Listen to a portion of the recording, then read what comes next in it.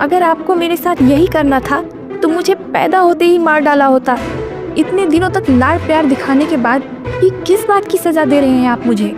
जो भी कहना है साफ साफ कहो, यूं पहेलियां मत बुझाओ। मुझसे पूछे बिना आपने मेरी शादी तय कर दी, वो भी एक ऐसे आदमी से जिससे न मैं कभी मिली हूँ और न उसे जानती हूँ।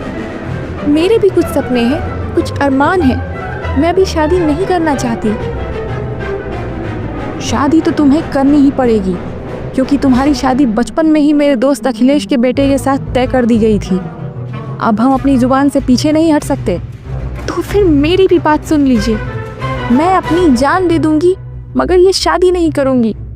आखिर तुम्हें इस शादी से दिक्कत क्या है? आप ऐसे लड़के से मेरी शादी करवाना चाहते हैं जिसका कोई फ्यूचर ही नहीं है।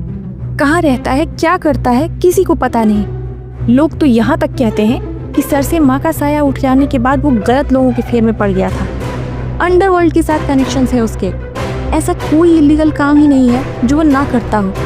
आप चाहते हैं मैं ऐसे लड़के से शादी कर लूं? सुनिए जी, सुना तो मैंने भी कुछ ऐसा ही है।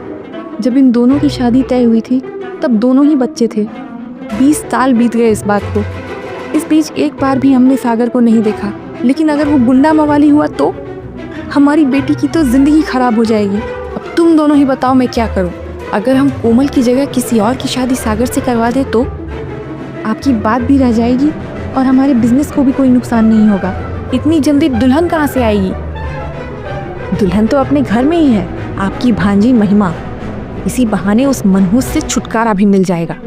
यूं समझ लीजिए कि अपनी बहन के सिर से एक बोझ कम कर रहे हैं आप। क्या महिमा हो जाएगी किसी साजिश का शिकार, या वो खुद को बचा लेगी इस अनचाही शादी से? क्या सचमुच सागर के बारे में कही जाने वाली सारी बातें सच हैं, या उसकी शख्सियत से जुड़ा है कोई गहरा राज? जानने के लिए जरूर देखिए अगला भाग।